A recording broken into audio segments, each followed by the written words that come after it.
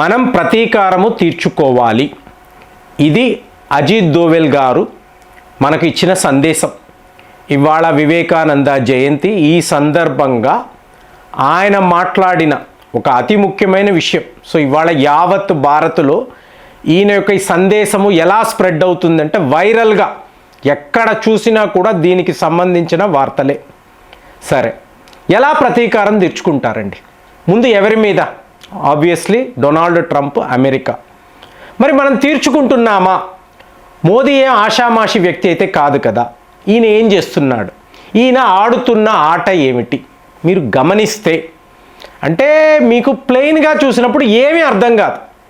ఇప్పుడు చూడండి, 3 విషయాలు నేను మాట్లాడతాను. మనం అది చేస్తున్నామా? అజిత్ దోవల్ గారు ఇచ్చిన సందేశము రివెంజ్ తీసుకోవాలి అనేది మనం చేస్తున్నామా? సైలెంట్గా చేస్తున్నామా? ఇప్పుడు ఫస్ట్ విషయం ఇజ్రాయెల్ గురించి మొన్న ఒక వీడియోలో మాట్లాడాం. 78,300 కోట్లు. ఇది ఒక డిఫెన్స్ కోఆపరేషన్. అంటే ఇజ్రాయెల్కు సంబంధించిన సంస్థలు భారత్లోకి వచ్చి మెగా ఫ్యాక్టరీలు పెడతారు. మీకు పెద్ద పెద్ద మిజైళ్ళు, అలాగే మీకు ఈ బాంబులు, స్పైస్ బాంబులు, వీటినంతా తయారు చేస్తారు.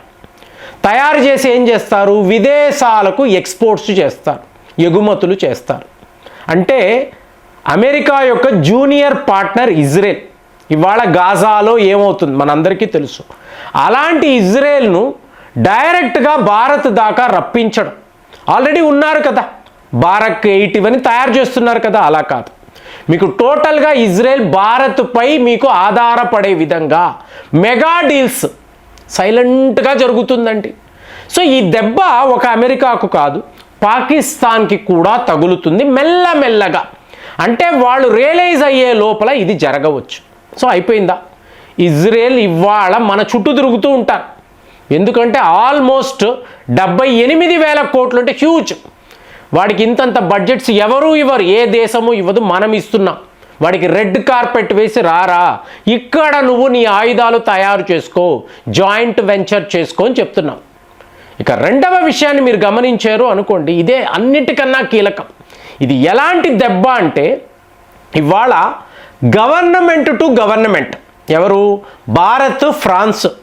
మీకు ఫ్రాన్స్ యొక్క అధ్యక్షుడు ఇమాన్యుయల్ మ్యాక్రోన్ త్వరలోనే భారత్ రాబోతున్నాడు. సో ఈయన వస్తున్నప్పుడు ఏమిటి ఈ డీల్ ఏమిటి అంటే 114 రఫేల్ విమానాలండి. ఏ దేశము ఇంకొక దేశముతో ఇలాంటి ఒప్పందాలు ఎప్పుడూ వేసుకోలేదు చరిత్రలో. ఫర్ ద ఫస్ట్ టైం 114 విమానాలు మీరు కొంటున్నారు అంటే ఇదే మామూలు విషయం కాదండి. మీకు 1.2 లక్షల కోట్లండి. ఇదే మామూలు డీల్ కాదు. అంటే ఆల్రెడీ ఆపరేషన్ సింధూర్ టైంలో మీకు 5 విమానాలు కూల్చేసాం, 6 విమానాలు, ఇవన్నీ మాట్లాడారు కదా. సో మనం ఇస్తున్న జవాబు ఏమిటి అంటే రఫేల్ పనితనము అద్భుతంగా ఉంది కాబట్టి ఇంకొక 114 రఫేల్ విమానాలను కొనబోతున్నాము. సో ఈ వార్త వినిన తరువాత ట్రంప్కి ఎలా ఉంటుందంటే 2025 ఫిబ్రవరి నెల ఓపెన్గా ఇంటర్నేషనల్ మీడియా ముందు మాట్లాడాడు. సో ప్రధాని మోదీ గారిని రిక్వెస్ట్ చేస్తున్నాను, మీరు మా F-35 కొనుక్కోండి, ఇది ఒక అద్భుతమైన స్టెల్త్ విమానం, ఇవన్నీ మాట్లాడాడు కదా. సో ఇప్పుడు మనము 2026 జనవరిలో ఉన్నాము. మీకు లాక్హీడ్ మార్టిన్ వాళ్ళు చాలా పెద్ద హోప్స్ పెట్టుకున్నారు. ఎందుకంటే వేల కోట్లు, లక్షల కోట్లు వ్యాపారము తుస్సుమనిది. సో ఇప్పుడు లాక్హీడ్ మార్టిన్ అధికారులు ఏమంటారు? ఒరే ట్రంప్, ఎందుకురా ఇలా చేస్తున్నావు? అంతే కదండి. ప్రతి ఒక్క దేశంతో, అది భారత్ లాంటి ఇంత పెద్ద దేశము, ఇది ఒక మెగా డీల్ అండి. చరిత్రలో ఎవరు కనీ విని ఎరుగని డీల్. 114 రఫేల్స్ ఫ్రాన్స్ వద్ద కొంటారు. ఇది కావాలనేసేనండి. అమెరికాను ఎలా కొట్టాలో సిస్టమేటిక్గా మన వార్ రూమ్లో కూర్చొని ఇజ్రాయెల్తో ఇది చెయ్యాలి, ఫ్రాన్స్తో ఇలా చెయ్యాలి, రష్యాతో ఇలాంటి వ్యవహారాలు ఉండాలి. ఇప్పుడు అందరూ అడుగుతారు, సరేనండి F-35 డీల్ పోయింది కదా, సో వాళ్ళ మిలిటరీ కాంప్లెక్స్ లబోదిబోం అంటారు. మరి రష్యా వాళ్ళు ఏమిటంటే ఓపెన్ అండి, పుతిన్ ఓపెన్, సుఖాయ్ 57 సిద్ధముగా ఉంది, రండి మీరు మీ దేశములోనే తయారు చేసుకోండి, టోటల్ టెక్నాలజీ ట్రాన్స్ఫర్ చేస్తాము, ఇంజిన్స్తో సహా మేము మీకు ఇస్తాము. It's open. అంటే మీకు కావలసిన 5th జనరేషన్ విమానాలు రెడీ. రఫేల్ 4.5 జనరేషన్ అండి, కానీ 5th జనరేషన్ విమానాల కన్నా ఇది పవర్ఫుల్. అలాంటి మిసైల్ టెక్నాలజీ ఇందులో ఉంది, బియాండ్ విజువల్ రేంజ్. కాబట్టి ఇది బెస్ట్ డీల్ అని చెప్పి మన ఇండియన్ ఎయిర్ ఫోర్స్ వాళ్ళు భావిస్తున్నారు. అయిపోయిందా? ఇక మూడవ విషయం ఆల్రెడీ మాట్లాడాము, యుఎస్ యొక్క ట్రెజరీ బాండ్స్. డొనాల్డ్ ట్రంప్ ఏదో జేమ్స్ బాండ్ అనుకున్నాడు, వాడి బాండ్స్ అంతా ఎగిరిపోతున్నాయి. సో ఇప్పుడు వచ్చే వార్త ఏంటంటే చైనా మనకన్నా బిగ్గెస్ట్ ఎకానమీ, సో వాళ్ళు చాలా ఎక్కువ స్థాయిలో ఈ టీ బాండ్స్ మీద పెట్టుబడులు పెట్టున్నారు. 1.3 trillion American dollars worth of ఈ ట్రెజరీ బాండ్స్ని వాళ్ళు డంప్ చేశారు. ట్రిలియన్స్ అండి చైనా. మరి భారత్ అనేటప్పటికి ఇప్పుడు వస్తున్న వార్త, ఇది వింటే వాడు ఏడుస్తాడు. 50 బిలియన్ అమెరికన్ డాలర్స్ బాండ్స్ను మనం విత్డ్రా చేసేసుకున్నామండి, డంప్ చేసాం. మరి ఎక్కడ పెట్టాం మళ్ళీ చెప్పక్కర్లేదు, బంగారం. మనకు ఫిజికల్ గోల్డ్ కావాలంటే మన గోడౌన్స్లో బంగారం అలా నిలవలు ఉండాలి. ఇదేదో గోల్డ్ బాండ్స్, గోల్డ్ సర్టిఫికెట్స్, ఎక్కువ ఇంట్రెస్ట్ వస్తుంది, పలానా టైంలో ఇంత మెచ్యూరిటీ అమౌంట్, నథింగ్ అండి. ఫిజికల్ గోల్డ్ కొనుక్కోండి, మీరు మీ గోడౌన్స్లో దాచుకోండి. ఇదే తారక మంత్రం. ఎందుకంటే మీకు ఇవాళ ఉండే సిచ్యువేషన్లో ప్రపంచంలో ఎవరిని ఎప్పుడు మీరు నమ్మలేరు. మన అసెట్స్ను తీసుకెళ్ళి ఇంకొక దేశంలో పెట్టిన తరువాత వాడు తిరిగి ఇవ్వను అంటే మనం ఏం చెయ్యలేం. యూకేలో మన బంగారం ఎంత ఉంది, అవన్నీ ఇమీడియట్గా తెచ్చుకోవాలండి.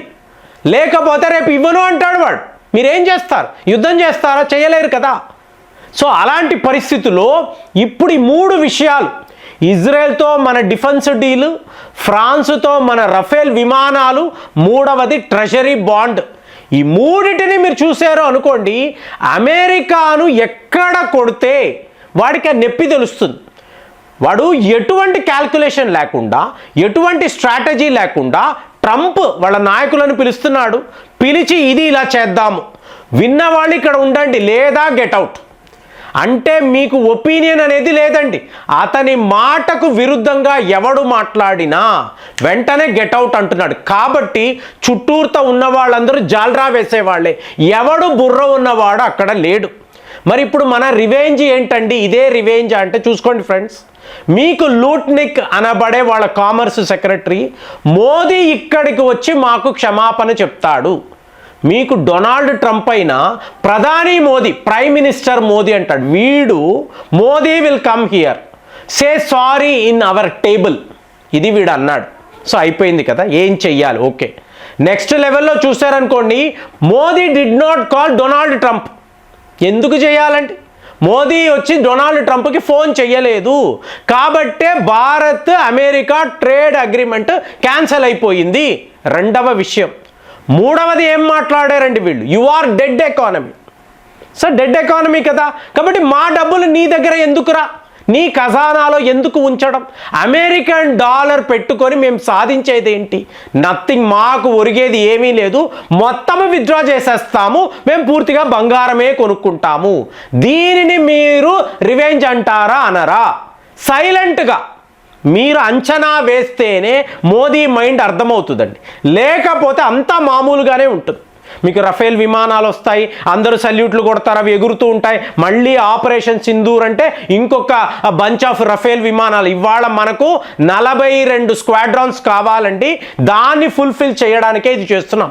కాబట్టి అంతా కూడా మీకు కామ్గా ఎవరు గుర్తించని విధంగా తెలుసుకునే లోపల ఈ ఆట అనేది అయిపోతుంది.